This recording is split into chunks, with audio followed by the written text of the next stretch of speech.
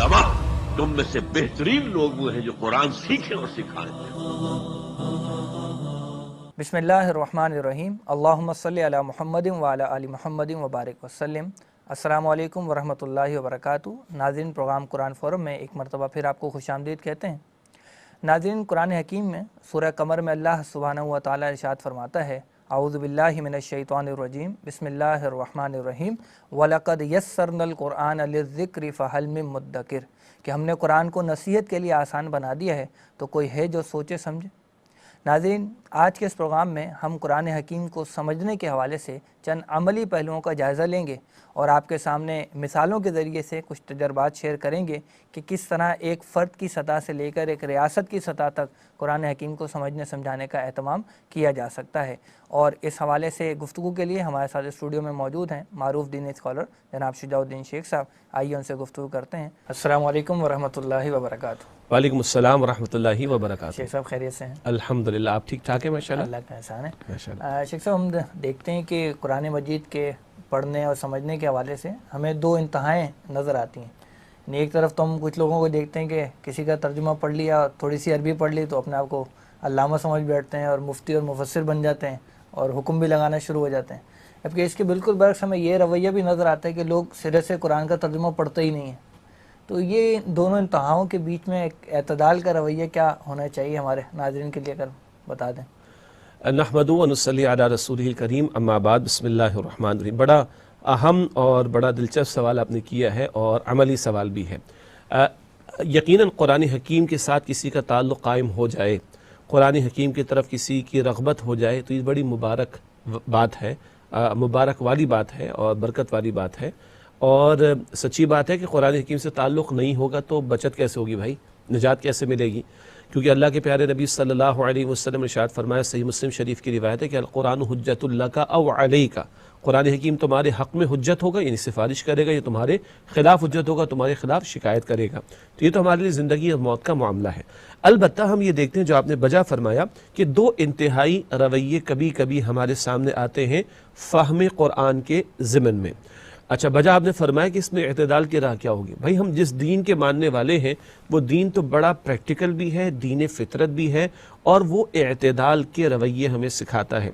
जिस दीन के मानने वाले, उस दीन ने हमें उम्मत वसत कहा, और वसत का एक तर्जमा औसत भी कहा जाता है, उसको दरमियान भी कहा जाता है, मुअतदिल भी कहा जाता है। तो ये उम्मत तो मुअतदिल उम्मत है, तो इसके रवैयों में भी इत्तेदाल नज़र आना चाहिए। अच्छा, साथ ही कोई गलत फहमी ना हो जाए कि कभी कभी मुसलमान कभी अपनी गैरत दीनी का इजहार करते हैं तो लोग कहते हैं आपको शिद्दत पसंद नहीं होना चाहिए। तो भाई, जहाँ गैरत दीनी का मामला आएगा वहाँ तो पूरी शिद्दत का इजहार किया जाएगा। मसलन अल्लाह ताला कुरान हकीम में ईमान वालों के बारे में कहता है, सूरह अल बकरा की आयत नंबर 165 में, वल्लज़ीना आमनु अशद्दु हुब्बन लिल्लाह, और जो लोग ईमान लाए उनकी शदीद का लफ्ज़ है, शदीद तरीन मोहब्बत तो अल्लाह के लिए होती है। तो एतदाल बिल्कुल मतलूब है, लेकिन जहाँ जज्बात का इजहार होना चाहिए वहाँ जज्बात का इजहार ही मतलूब होगा। जैसे अल्लाह के नबी अलैहिस्सलाम के बारे में हज़रत आयशा रज़ियल्लाहु तआला अन्हा फरमाती कि अपने ज़ाती मामलात में हुज़ूर ने कभी किसी से इंतकाम ना लिया, मगर जब अल्लाह का हुक्म टूटता तो सबसे ज़्यादा गुस्सा अल्लाह के रसूल को आता। वहाँ मतलूब यही है सल्लल्लाहु अलैहि वसल्लम। अब आइए, जो आपने सवाल असल में पेश किया वो ये है कि बाज़ लोग फ़हम कुरान की बात करते हैं और एक शौक़ भी होता है, और कुछ दो तीन तर्जमे उन्होंने अगर पढ़ लिए तो उसके बाद वो अपने आप को कोई अल्लामा, अपने आप को कोई मुफस्सिर, अपने आप को कोई मुजतहिद, अपने आप को कोई मुफ्ती, और माफ़ कीजिएगा कोई मुफ्ती आज़म समझ बैठते हैं, और हर एक पर जो है वो राय ज़नी करना शुरू कर देते हैं। और माअज़ल्लाह, इमाम अबू हनीफा को ये बात समझ में नहीं आई, इमाम मालिक को ये बात समझ में नहीं आई, इमाम शाफी को वह बात समझ में नहीं आई, उलमा को ये समझ में नहीं आता, मुफ्तियों को कुछ पता नहीं है, और जिस पर चाहा जनाब उन्होंने छुरी फेर दी। और कुल उनका वरसा या उनकी विरासत में है क्या? उर्दू के दो तीन तर्जमे। अजीब बात है, अजीब बात है। इंग्लिश के भी पढ़ लेते हैं जी, या कुछ लोग इंग्लिश के भी पढ़ लेते हैं। आप देखें, हम शेक्सपियर को गालिब की सतह की उर्दू में ट्रांसलेट कर दें, शेक्सपियर बचेगा?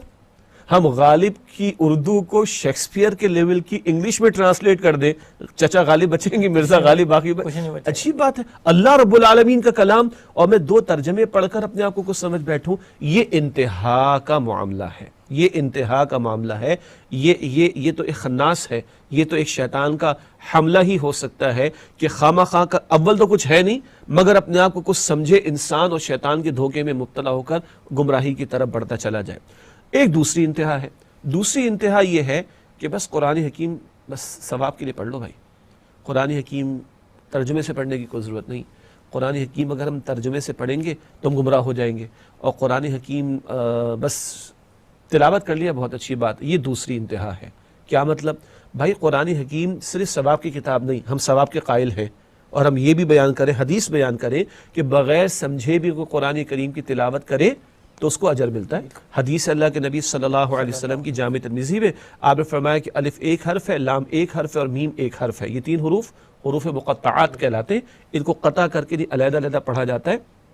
ان کا ترجمہ کسی بھی ترجمے میں ہمیں نہیں ملتا، کیوں؟ اللہ کے پیارے نبی علیہ السلام نے ان کا مفہوم بیان نہیں فرمایا، لیکن آپ نے فرمایا کہ الف ایک حرف 10 نیکیاں ہو گئی، 2 لام دوسرا اور میم تیسرا حرف، یہ 30 نیکیاں ہو گئی۔ بغیر سمجھے بھی تلاوت کریں گے تو اجر ملے گا، کوئی شک نہیں۔ لیکن قرآن کا اولین تعارف یہ نہیں ہے کہ یہ صرف ثواب کی کتاب ہے۔ قرآن حکیم کا اولین تعارف ہے ہدی للمتقین، ہدی للناس، یہدی للتی ہی اقوم، لتخرج الناس من الظلمات الی النور، یہ متقین کے لیے ہدایت، یہ تمام انسانوں کے لیے ہدایت، یہ سیدھے راہ کی طرح رہنمائی کرنے والا کلام، اور اس کی آیات اس لیے نبی اکرم علیہ السلام کو عطا کی گئیں کہ آپ گمراہی کے اندھیروں سے نکال کر لوگوں کو ہدایت کی روشنی کی طرف لے آئیں۔ تو اب اعتدال کی بات کیا ہے؟ اعتدال کی بات سمجھنے کے لیے 2 اور نقطے سمجھ لیں۔ قرآن حکیم کے فہم کے سمجھنے کے بہت سارے پہلو ہو سکتے ہیں، 2 بنیادی درجات ہیں، ایک کو کہا جا سکتا ہے تذکر اور ایک کو کہا جا سکتا ہے تدبر۔ قرآن حکیم میں ان دونوں الفاظ کو ایک مقام پر جمع بھی کیا گیا، سورہ صاد کی آیت نمبر 29 میں ہے، کتاب انزلناہ الیک مبارک لیدبروا آیاتہ ولیتذکر اولو الالباب۔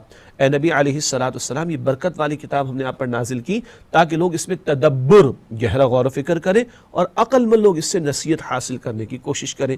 تو ایک ہے تذکر کا درجہ، سادہ مفہوم قرآن کا ہمارے سامنے آ جائے، اور ایک ہے تدبر کا درجہ، گہرائی میں اترنا اور قرآن حکیم کے علم و حکمت کے موتی تلاش کرنا، اور ہر دور کے لیے رہنمائی تلاش کرنا، نئے مسائل کے لیے رہنمائی تلاش کرنا، یہ گہرا کام ہے، اسپیشلائزیشن والا کام۔ مثال کے طور پر ایک سمندر میں اگر آئل ٹینکر ڈوب رہا ہو تو سمندر کے سرفیس کے اوپر تو آئل نظر آ رہا ہوگا، اس کے ساتھ پانی بھی ہوگا، لیکن کسی کو موتی تلاش کرنے ہوں تو وہ ساحل پر نہیں ملتے، وہ پانی کے اوپر نہیں ملتے، اس کے لیے ڈیپ انٹو دی اوشن جانا پڑتا ہے۔ تو قرآن کا ایک سادہ پیغام ہے تمام انسانیت کے لیے، وہ قرآن کے سرفیس پر ہے۔ میں عام مسلمان ہوں، میں بھی دین کا طالب علم ہوں، ہر مسلمان کیا ہر انسان کے لیے کھلا ہوا ہے، عرض کرتے ہیں انشاءاللہ۔ اور ایک قرآن کے اندر گہرائی میں اترنے والا معاملہ، یہ اسپیشلائزیشن والا کام ہے، یہ کچھ لوگ کریں گے، اور کوئی کرنا چاہے تو ہمت پکڑے، اللہ کچھ موتی بھی عطا فرما دے گا، مگر پھر اس کے لیے علوم کا حصول، قرآن حکیم کے اصول تفسیر کے اعتبار سے، قرآن کی فصاحت کا معاملہ، قرآن کی بلاغت کا معاملہ، پھر تاریخ کے اعتبار سے نگاہ کا معاملہ، حدیث شریف کے اعتبار سے، فقہ کے اعتبار سے، عربی اسلوب کے اعتبار سے، عربی زبان، یہ بہت سارے علوم و فنون کا معاملہ آئے گا، وہ تو ہے گہرائی والا معاملہ۔ لیکن ایک قرآن کے سرفیس پہ بنیادی میسج، وہ کیا؟ میں کون ہوں، مجھے کس نے پیدا کیا، مجھے کیوں پیدا کیا، میرا مقصد زندگی کیا، میرا ڈیسٹینیشن کیا ہے، یہ جو بنیادی ہدایت قرآن کی جا بجا قرآن میں موجود ہے۔ اس تعلق سے وہ آیت مشہور ہے، وَلَقَدْ يَسَّرْنَا الْقُرْآنَ لِلذِّكْرِ فَهَلْ مِن مُدَّكِرٍ۔ سورہ قمر کی آیت نمبر 17 ہے، 22 ہے، 32 اور 40 ہے، ایک ہی آیت 4 مرتبہ آئی کہ ہم نے یقیناً قرآن کو نصیحت کے لیے آسان کر دیا۔ اب کوئی ہے جو نصیحت حاصل کرے، یہ انویٹیشن اوپن فار آل ہے، ایک غیر مسلم بھی ہدایت کی طلب اس میں اگر ہو اور آئے قرآن کی طرف تو انشاءاللہ ہدایت پا جائے گا انشاءاللہ تعالی۔ یہ بیسک ہدایت قرآن کی سرفیس پہ ہے، البتہ گہرائی میں اترنا وہ اسپیشلائزیشن والا کام ہے۔ اگر یہ 2 فرق ہم رکھ لیں تو پھر نہ انشاءاللہ تعالی کو پھرنے خواہ ترم خان سمجھے گا اپنے آپ کو 2 ترجمے، بلکہ 4 تفسیر پڑھ کر بھی نہیں سمجھے گا، اور نہ یہ کہ جو چاہے جو رائے زنی کہنا شروع کر دے وہ بھی نہیں ہوگا۔ ہمیں اپنی اوقات اور لیول کا پتہ ہو، ہم جب پبلک فورم پر لوگوں کو قرآن فہمی کی دعوت دیتے ہیں تو ہمارا مقصد یہ پہلا درجہ ہوتا ہے. ہاں جن کو اللہ توفیق عطا فرمائے، ذوق بھی ہو، شوق بھی ہو، محنت بھی ہو، تو پھر وہ اترے قرآن کی گہرائی میں، پھر وقت لگانا پڑے گا اور اسپیشلائزیشن کی طرف جانا پڑے گا. معاف کیجیے گا جواب طویل ہو گیا، لیکن یہ مسئلہ ایسا ہے کہ اس کے بارے میں یہ وضاحتیں ضروری ہیں تاکہ ذہن کلیئر ہو اور قرآن کریم کی طرف توجہ ہماری بڑھتی چلی جائے. ایک دفعہ بہت پرانی بات ہے، تو ایک مرتبہ ہمیں ایک جگہ درس کا موقع ملا، تو بڑے ایک صاحب علم تھے، انہوں نے کہا کہ بیٹا آپ کے پاس 30 منٹ ہے. یہ بات ہے آج سے کوئی 21 سال پرانی، ٹھیک ہے جی. تو ذرا نسبتاً نوجوانی کی کیفیت تھی، اب تو بال بھی سفید ہو رہے ہیں. تو انہوں نے 30 منٹ دی، محلے کی بات تھی، تاخرات بھی تھی، سب محلے کے جان پہچان والے لوگ تھے اور جوانی کا جوش بھی تھا. 30 کے بجائے 35 منٹ لگ گئے. اور ناظرین کرام یہ مثال میں میڈیا پہ بیٹھ کر دے رہا ہوں، بڑے دل سے دے رہا ہوں، توجہ کیجیے گا. اور یہ میڈیا پہ جتنے لوگ آ رہے ہیں نا ان سب کے لیے مجھ سمیت توجہ فرمائیے گا. تو میں نے لے لیے 35 منٹ. تو اچھا ویسے تاخرات میں برکت بھی ہوتی ہے. تو بعد میں نے کہا بیٹا آپ نے ٹائم زیادہ لیے. میں نے کہا 5 منٹ تو زیادہ لیے. کہا نہیں بیٹا 500 لوگ آئے ہوئے تھے، بلکہ سوری 250 لوگ آئے ہوئے تھے، تو آپ نے 1250 منٹ لے لیے. سب کے 5 منٹ، سب کے 5 منٹ. تو 5 منٹ میں کوئی 2 رکعت پڑھتا، کوئی دعا کرتا، کوئی آنسو، ٹھیک ہے خیر کا کام تھا، لیکن آپ نے 1250 منٹ لے لیے. یہ ایسی دماغ میں بیٹھ گئی کہ بھائی ہمیں لوگوں کا ٹائم ویسٹ نہیں کرنا چاہیے بلکہ انصاف کرنا چاہیے. تو یہ 500 کہیں آ رہا ہے، کہیں 200 آ رہا ہے، کہیں 100 آ رہا ہے اور کہیں 2000 لوگ آ رہا ہے. تو ائمہ مساجد کی بڑی ذمہ داری کہ اس موقع کو، اس اپورچونٹی کو وہ اویل کرے اور تھوڑا محنت کر کے تیاری کر کے ڈیلیور کرے. اور اس میں ایک پریکٹیکل مسئلہ ہے. بہت سارے ائمہ مساجد ایسے ہیں کہ جن کے ساتھ معاف کیجیے گا کہ انتظامیہ کے لوگ اچھا سلوک نہیں کرتے. ان کے پاس کتابیں یا تفاسیر خریدنے کے لیے پیسہ نہیں. تو اب لوگوں کا فرض بنتا ہے کہ ان کو فیسیلیٹیٹ کرے. ایسے ہم نے ہمارے استاد ڈاکٹر اسرار صاحب رحمۃ اللہ علیہ نے تنظیم اسلامی قائم کے اس کے رکن بھی الحمدللہ اس کے ساتھ شامل بھی ہیں. تو ہم نے ایک دفعہ ایک کیمپین چلائی کہ ائمہ مساجد کو ڈاکٹر اسرار صاحب کے کچھ خطابات جو دروس قرآنی کے تھے ہم نے ڈسٹریبیوٹ کیے. تو ہمارے بہت سارے پاکستان بھر میں بہت سارے ساتھیوں کا تجربہ یہ تھا کہ اگلے 6 مہینے تک، کہیں 4 مہینے تک، کہیں 8 مہینے تک جو کتابچے ہم نے ڈسٹریبیوٹ کیے تھے نا، جمعے کے خطبے میں وہی اردو تقریر میں وہی موضوعات چلتے رہے. پتہ یہ چلا کہ اگر ان کے پاس تھوڑی ریسورس ہو، تھوڑا ان کو فیسیلیٹیٹ کیا جائے تو اتنا بہترین میسج ان ممبروں سے جا سکتا ہے. تو ابھی تو مسجد کی بات ہوئی ہے جمعے کے خطاب کے اعتبار سے. اب آئیے 5 وقتہ نماز ہے. ان نمازوں کے ساتھ اچھا مختلف جنٹری ملتی ہیں. بعض ایسے ایریاز ہیں جو رہائشی ہیں مگر ان کے اپنے لوگ اور علاقوں میں کام کاج کے لیے جاتے ہیں اور دوسرے علاقوں کے لوگ ادھر آ رہے ہوتے ہیں. اسی لیے آپ نے دیکھا ہوگا بعض ائمہ نے ظہر کی ترتیب الگ رکھی ہوتی، بعض نے، اور عشاء کی ترتیب الگ رکھی ہوتی. کیوں؟ عشاء میں محلے والے ہوتے ہیں، ظہر میں دوسرے محلے والے آ رہے ہوتے ہیں. تو دیکھیں کیا کیا ترتیب بنائی جا سکتی ہے. ہمارے علم میں ایسی مثالیں ہیں.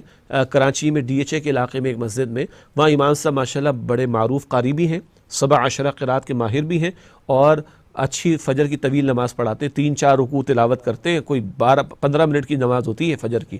اور فجر کی نماز کے بعد ان کا معمول یہ رہا کہ جتنا قرآن تلاوت کیا گیا اس کا وہ ترجمہ تھوڑی تھوڑی تشریح کے ساتھ فجر کے بعد بیان کرتے ہیں. اور ماشاءاللہ جو نمازی اگر 100 آتے ہیں، میرا خیال ہے کہ 95% بیٹھتے ان میں سے الحمدللہ.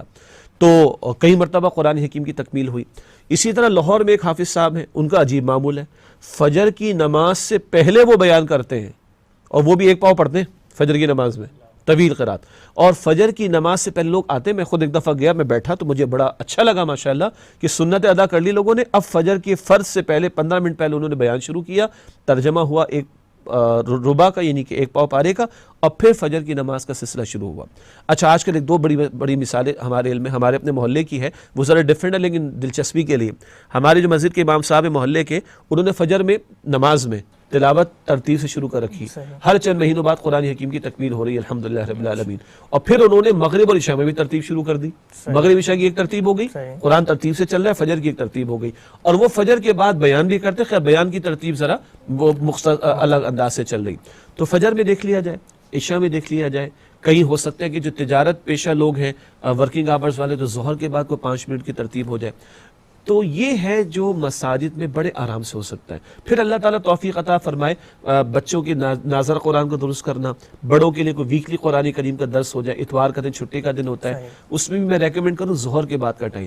شام میں لوگوں کی اپنی فیملیز کی کمٹمنٹ ہوتی ہے، شادی بیاہ کی ہوتی ہے، لوگ اویلیبل کم ہوتے ہیں. ظہر کے وقت بندے اویلیبل ہوتے ہیں ظہر سے عصر کے درمیان، ظہر سے عصر کے درمیان. تو ظہر کی نماز کے ساتھ جوڑ لیا جائے. ائمہ کرام سے بھی گزارش کروں تو یہ ایک اچھی ترتیب ہو سکتی ہے. پھر اللہ توفیق دے تو قرآنک عربک کی کلاسز شروع کی جا سکتی ہیں اور اس طرح کے کورسز کیے جا سکتے ہیں. بچوں میں شوق پیدا کرنا چاہے قرآن کوئز پروگرام کروا لیں, چھٹی والے دن کروا لیں, کبھی ماہ ربیع الاول میں کروا لیں, کبھی رمضان شریف میں کروا لیں. تو یہ ایک ایکٹیویٹیز کو بھی اگر ہم مساجد کے اندر جگہ دیں گے تو انشاءاللہ بچوں کی بھی بڑوں کی بھی اس میں رغبت بڑھے گی. تو یہ چند تجاویز ہیں مساجد کو استعمال کرنے کے اعتبار سے.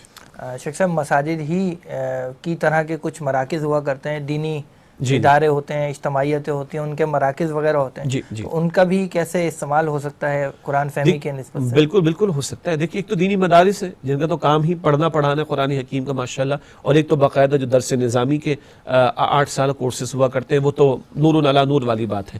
البتہ آپ دیکھتے ہیں کہ بہت سارے مدارس ہیں, خاص طور پر بڑے شہروں میں, کراچی میں, لاہور میں, اسلام آباد میں, تو خاصی مثالیں ہمارے سامنے کہ مدارس کے علماء کرام نے بھی عوام الناس کے لیے مختلف کورسز کا انعقاد کرنا شروع کر دیا.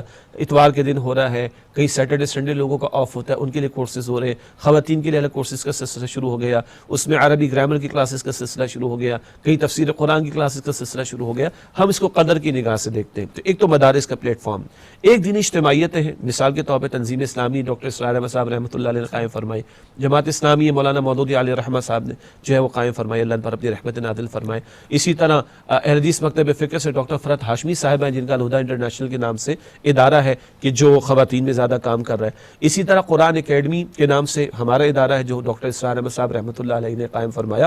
آج ناظرین کہہ رہے ہوں کہ سب کے نام لے لیا آپ نے, تو بھائی سب کے نام اس لیے لے رہے ہیں کہ ہمارا دل وسیع ہے. اسی طرح اہل الحدیث مکتب فکر سے بہت سارے ادارے ہیں, بریلوی حضرات کے بہت سارے ادارے ہیں. ہم دل وسیع رکھیں اپنا, علم اختلاف اپنی جگہ رہے گا, مگر قرآن سمجھ میں آئے, قرآن ہم سیکھ لیں, اس میں کسی کا اختلاف ہے نہیں ہے بھائی. اب بھائی آپ کو کسی بریلوی عالم دین پر اعتماد ہے تو بھائی تفسیر پڑھ لیں ان کی. ہم سے کوئی پوچھتے ہیں, ہم کہتے ہیں پیر کرم شاہ الازہری صاحب کو پڑھیں, اللہ نے بڑا زبردست زور بیان ان کو قلم میں عطا فرمایا تھا. بھائی آپ اہل حدیث مکتب فکر سے ہیں, آپ احسن البیان پڑھ لیں, یوسف سراؤدی صاحب کی تشریحات پڑھ لیں, کوئی حرج کی بات نہیں, حرج کی بات نہیں, بہت اچھا آپ کو فائدہ ہو جائے گا انشاءاللہ تعالیٰ. کوئی جماعت اسلامی کے مولانا مودودی علیہ رحمہ کو پڑھنا چاہتا ہے پڑھیں. کوئی خواتین میں سے فرحت ہاشمی صاحبہ سے سیکھنا چاہتی ہے معاف کیجیے گا, خواتین جا کے سیکھیں. ہمارا ان کا علمی اختلاف اپنی جگہ رہے گا, لیکن قرآن کا بیسک میسج سمجھنے میں ہمیں کیا ایسی مشکل آ گئی کہ ہم ایک دوسرے کی جو ہے وہ درپے ہو جائیں. اس لیے آج چند نام میں نے آپ کے سامنے رکھ دیے. تو یہ ادارے ہیں جن میں بہت سارے اداروں نے اسی طرح عوام الناس کے لیے عربی گرامر کی کلاسز ہیں, قرآن کریم کے شارٹ کورسز ہیں. جیسے ہمارے قرآن اکیڈمیز میں محترم ڈاکٹر اسرار احمد صاحب رحمۃ اللہ علیہ نے ایک منتخب نصاب قرآن حکیم کا جو ہے وہ کمپائل کیا تھا. تقریباً 2-2.5 پارہ قرآن کا بنتا ہے, لیکن ایک سیکوینس کے اندر بڑے پیارے مقامات قرآن حکیم کے ایک سیکوینس ہمارے سامنے آ جاتے ہیں. اس کے شارٹ کورسز بھی ہیں, اس کے لانگ کورسز بھی ہیں, عربی گرامر کی کلاسز ہیں. اسی طریقے پر قصص النبیین کے عنوان سے, بلکہ قصص القرآن کے عنوان سے جو ہے وہ پروگرامز کیے جا سکتے ہیں.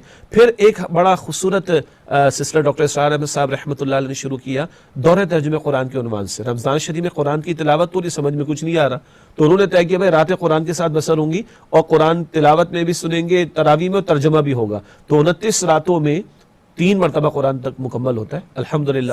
حافظ صاحب سناتے ہیں ایک قرآن تراویح میں, پھر جو مترجم ہے, جو مدرس ہے, وہ ہر آیت تلاوت کرتا ہے دوسرا قرآن, ہر آیت کا ترجمہ کرتا ہے تیسرا قرآن, اور سینکڑوں آیات کی تشریح ہوتی ہے. مزید نور علی نور والی بات, اور ایک خلقت اللہ تعالیٰ کی طرف سے جو آ رہی ہے اس کے اندر الحمدللہ. تو بہت ساری دینی اجتماعیتیں اگر وہ اس کو فوکس کرے تو بڑا خیر ہے جو معاشرے کے اندر میسر آ سکتا ہے. اور ایک اور بات بھی بتا دوں, اللہ کا اپنا نظام ہے. دیکھیے اگر پاکستان میں جو بھی ہاسپٹلز ہیں, جی یہ بھی کم ہے نا, اب کوئی ایک بڑا ہاسپٹل کا جس کی 10 برانچز ہو, کہہ لیں تھوڑی دیر کے لیے, جی وہ کہہ جی میں پورے پاکستان کو سنبھال لوں گا, تو عقل میں نہ آنے والی, ممکن نہیں ہے نا بھائی. 22 کروڑ کی عوام, تو اللہ نے مزاج بنا رکھے, کوئی فلاں ادارے سے منسلک ہوگا, کوئی فلاں سے منسلک ہو جائے گا, کوئی فلاں سے منسلک ہو جائے. اخلاص اگر ہے تو ہمارے استاد ڈاکٹر اسرار صاحب فرماتے تھے رحمۃ اللہ علیہ, پوری دنیا سے مسلمان حج کے لیے نکلتا ہے نا, ادھر سے شمال سے جنوب سے مشرق سے مغرب, پہنچتے سارے کہیں عرفات کے میدان, ایسے ہی ہے جی. تو اگر ہمارے اندر اخلاص ہوگا اللہ جوڑ دے گا ہمیں انشاءاللہ تعالیٰ. مگر ہمارے دماغ میں یہ رہ جائے کہ میں ہی میں ہوں, بھائی سب ہے الحمدللہ. ہاں اصولی بنیادی باتیں جو اللہ کے دین نے عطا فرمائی جو متفقن علیہ ہے, اس سے کوئی ڈیویٹ کرے گا, قادیانیت کا فتنہ تو ہمارے اتفاق نہیں ہے, انکار سنت کا فتنہ ہمارے اتفاق نہیں ہے. باقی اس لیس دین دیٹ بنیادی عقائد ہمارے ایک ہیں, بنیادی کتب ہماری ایک ہیں, اسلاف ہمارے بنیادی طور پر ایک ہیں, صحابہ کرام رضی اللہ تعالی عنہ اجمعین, اہل بیت رضی اللہ تعالی عنہ اجمعین, ہم سب کا احترام کرتے. یہ بنیاد ایک ہو, قرآن ہے, حدیث ہے, اور یہ سب کچھ. تو پھر اگر شاخوں کے اندر کوئی تبدیلی تبدیلی نہ کہ تھوڑا اختلاف آ جائے تو کوئی بڑی بات نہیں, دل وسیع رکھیں. اور 22 کروڑ کی فکر تھوڑی کرنی, 1 ارب 80 کروڑ کلمہ پڑھنے والے نعمان صاحب, 1 ارب 80 کروڑ کلمہ پڑھنے والے مسلمانوں میں سے 99% نے آج تک قرآن کا ترجمہ اپنی زبان میں زندگی میں ایک مرتبہ بھی نہیں پڑھا. ابھی غیر مسلم تو چھوڑ دیں آپ, ہمارے اپنے معاشرے کے پڑھے لکھے لوگوں سے آپ پوچھ لیں, پڑھے لکھے لوگوں کو سورہ اخلاص پڑھنی نہیں آتی. ایدی ہوم جانا ہوا کئی مرتبہ تو وہاں کے بچوں نے کہا کہ وہ انکل کو بھیج دیں. ایدی ہوم میں, شیلٹر ہوم میں پڑھنے والے بچے, یتیم بچے, وہ کہہ رہے ہیں انکل کو بھیج دیں جن کو سورہ اخلاص پڑھنی نہیں آتی, ہم ان کو اماں پارا پڑھا دیں گے پورا. یہ حالت ہے ہماری, ہم لوگوں پر کون مسلط ہے؟ تو یہ اتنے بڑے ٹاسک کو سامنے رکھیں تو ہم اپنے اختلافات کو نیچے اور امت کا بڑا مقصد سامنے رکھ کر قرآن سے جڑیں اور جوڑنے کی کوشش کریں. جزاک اللہ شیخ صاحب.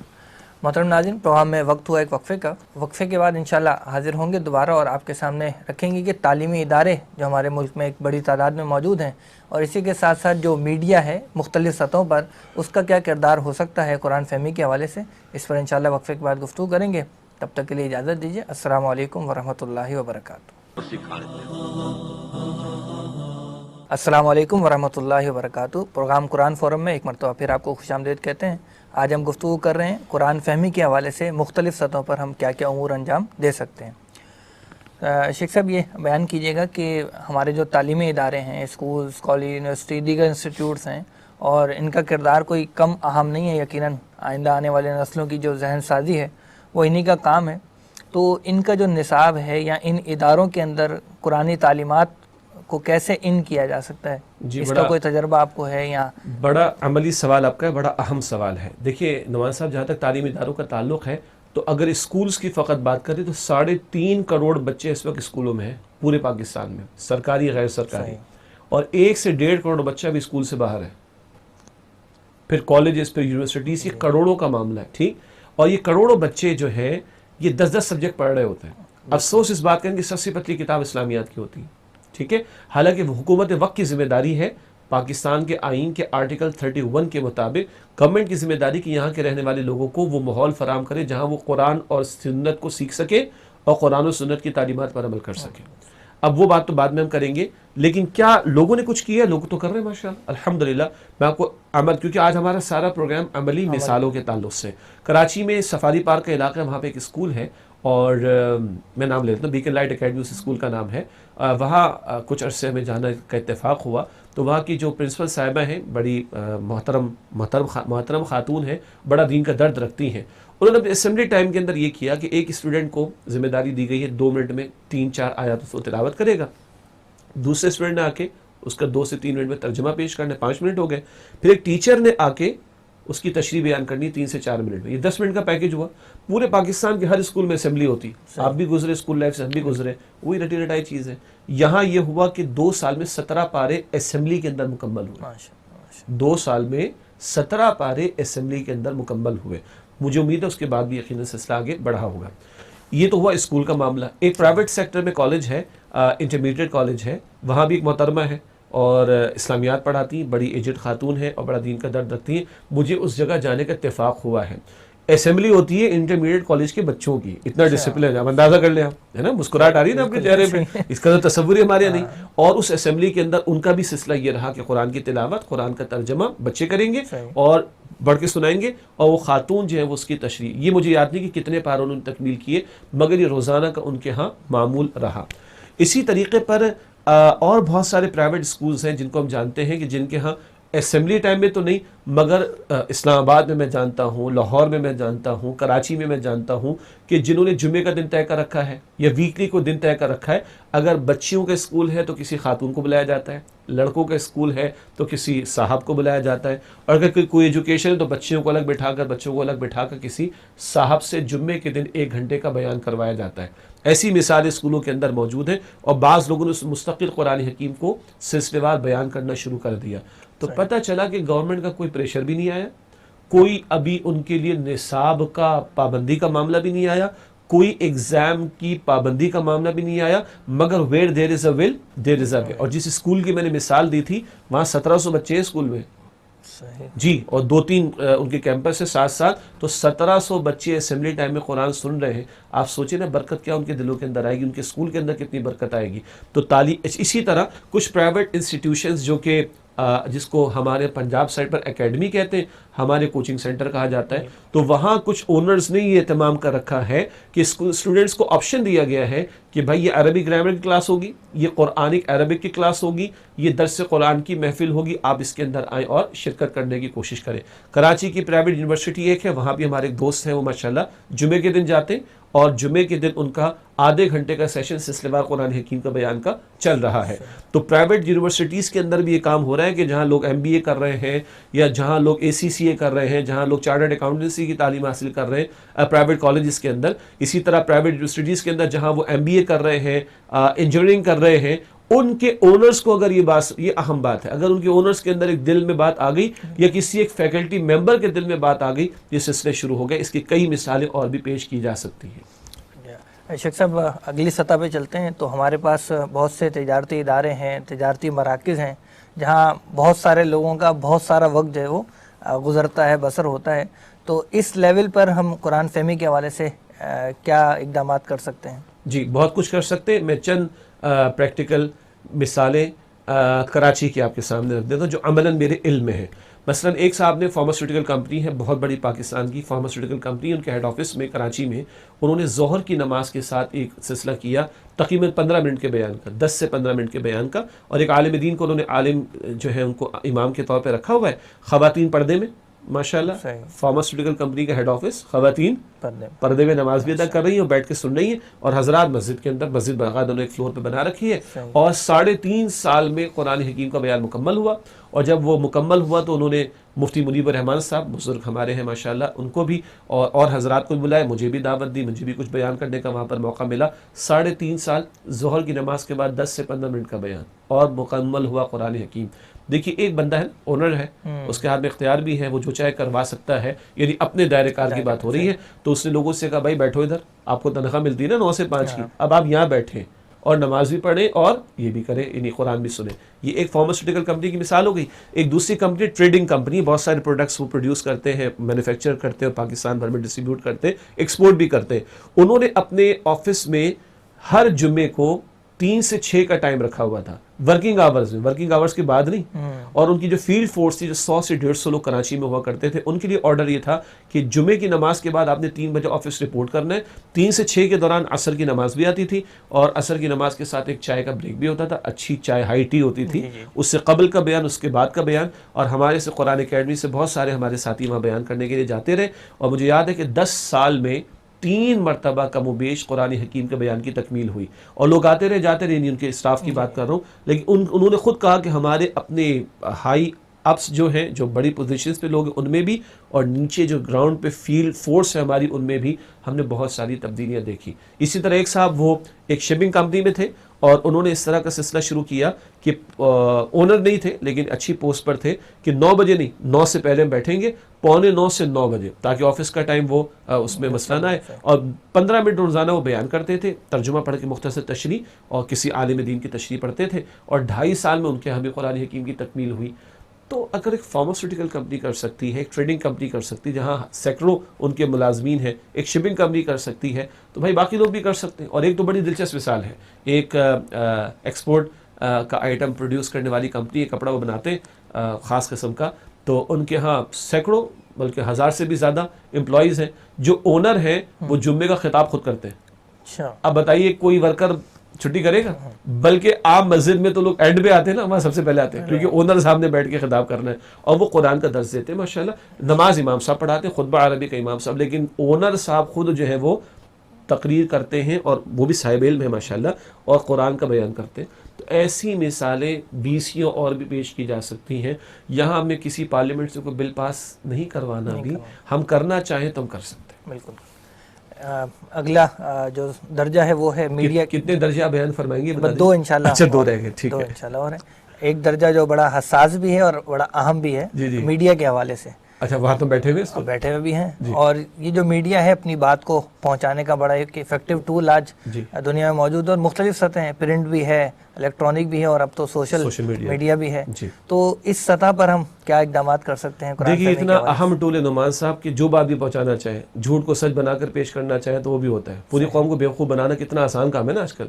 پوری قوم کو ایک مخبصے میں پہلے مبتلا کرو کہ یہ ڈراپ سین کیا ہوگا، اور جب ڈراپ سین ہوتا ہے تو کیا نکلتا ہے. جو کل تک ایک شہر کو غمال بنا کر بنائے بیٹھا رہا، آج جو ہے وہ غیروں کے ٹکڑوں پر پلنے والا، وہ پوری قوم کی فوج کو غدار کہتا ہے اور نہ جانے کیا کچھ کہتا ہے. یعنی کیسی ایک ہائپ کریٹ کی جاتی ہے، اور جناب یہ ہو جائے گا، وہ ہو جائے گا، وہ بندہ مر جائے گا، ایسا نہ ہو جائے، ویسا نہ ہو جائے. کیسی ایک ہائپ کریٹ کر دی گئی. کیا اپوزیشن اور کیا گورنمنٹ اور کیا یہ اور کیا وہ، کیا ڈراپ سین ہوا. آرام سے ایک ساتھ چل کے چلے گا پاکستان سے. یعنی عقلوں کو معاف کر دینے والا بالکل بالکل. تو بھائی مجھے ایک بات بتائیں کہ جو میڈیا ایسے باطل کو اور جھوٹ کو سچ بنا کر پیش کر سکتا ہے، اگر وہ الحق، اللہ کی ذات ہے نا الحق، اور اس کا حق کلام پیش کرنے پر آ جائے تو کتنا مؤثر ہوگا.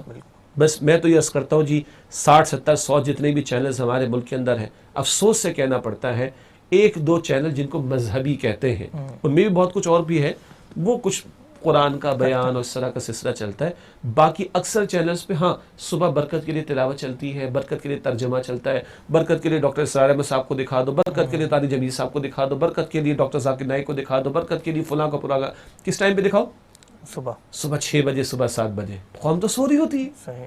اور پہلے جب وہ کبھی پی ٹی وی کا دور تھا تو پرائم ٹائم ہوتا تھا رات کو 7 سے 9. آج پرائم ٹائم کیا ہے؟ رات 9 سے 12 یا 1. اس پرائم ٹائم میں مجھے 70 چینل میں کوئی ایک پروگرام بتا دیں جو خالص قرآن کا ہو، الا ماشاءاللہ کوئی نہیں نا. اور جو کچھ چلتا ہے اکثر شریعت کے خلاف ہے، قرآن کریم کی تعلیم کے خلاف. اور اس کو اسپانسر کون کرتا ہے؟ ہمارے بزنس مین، ہمارے سرمایہ دار، ہمارے انڈسٹریز کو چلانے والے. ایسے ہی ہے نا جی. کوئی خدا کے بندو، تم لاکھوں کی تعداد میں ہو جن کے لاکھوں کی تعداد میں پروڈکٹ بکتے ہیں یا کروڑوں کا اور اربوں کا مال بکتا ہے. چلے میں تھوڑی دیر کے لیے جملہ کہہ دوں، کسی ایک پروگرام کو اسپانسر کر دو جو قرآن کا ہو. بالکل. تم ایک گھنٹے کے ڈرامے کو کرتے ہو اسپانسر، یار ایک گھنٹے کے ٹاک شو کو کرتے ہو جس میں کتنا جھوٹ ہوتا ہے اور جن ڈراموں میں کتنی بے حیائی فحاشی ہوتی. میں کیا کروں، کیا میں لفظ بھیک استعمال کروں؟ کوئی کھڑا ہو کر 15 منٹ کا کوئی پروگرام اسپانسر کر دے اور پھر یہ کروڑوں تک اللہ کا پیغام پہنچے، کتنا بڑا صدقہ جاریہ ہوگا. یہ مالکان جو ہے یہ میڈیا چلانے والے، میں کوئی حلال حرام کی بحث سے نہیں جا رہا اس وقت، یا اتنا بڑا ٹول تمہارے پاس ہے، اتنی ایکسیسیبلٹی کروڑوں افراد تک ہے، اللہ کا کلام پیش کر دو. یعنی اتنی عجیب بات میں کہوں، انبیاء کے دور میں بھی یہ وسائل نہیں تھے، لیکن انبیاء نے کتنا بڑا کام کیا. لیکن ہماری عقل کے مطابق کہوں، یہ نعمتیں اللہ نے انبیاء کو نہیں دی، ہمیں دی ہیں، ہم کروڑوں تک پہنچا سکتے ہیں. تو خدا رہا یہ کام کر لے، خدا رہا یہ کام کر لے، خدا رہا یہ کام کر لے. کئی چینلز ہیں جمعے کو 1 سے 2 بجے پروگرام چلاتے ہیں. بھائی جمعے سے 1 سے 2 تو کروڑوں بندہ مسجد میں بیٹھا، تمہیں کون دیکھے گا بیٹھ کے؟ کیا میسج دے رہے ہو تم؟ یہ تم پیٹ بھر رہے ہو کیا؟ تو کوئی سیریس پروگرام، قرآن کا سیریس پروگرام اور پرائم ٹائم میں، اللہ کرے کو توفیق مل جائے لوگوں کو. شیخ صاحب آخری درجہ ہے اب حکومتی سطح پر. جی. تو حکومتی سطح پر وہاں تو بڑے اختیارات بھی ہیں، وسائل بھی ہیں. تو ان چیزوں کو کیسے استعمال میں لایا جائے قرآن فہمی کے حوالے سے؟ بھائی اختیارات بھی ہیں، بلکہ عالم اسباب کے تحت کہوں سب سے زیادہ اختیارات ان کے پاس ہیں. جی. یہ چاہیں تو بند بھی کروا دیں سب کچھ، یہ چاہیں تو سب کچھ چلوا دیں، اور یہ چاہیں تو کچھ نہ چلوائیں. ممتاز قادری کا جنازہ تھا، منع کر دیا نا کہ نہیں دکھانا. لاکھوں بندہ تھا، نہیں دکھایا. اور یہاں سی ویو کے اوپر 10 میم صاحبات جو ہے نا کوئی واک کرتی ہیں تو پورا میڈیا یعنی واک کرنے والی 10 ہوں گی اور میڈیا والے 1000 کھڑے ہوں گے. کسی کی بھی تقریر کو رکوانا ہو تو ہے جی.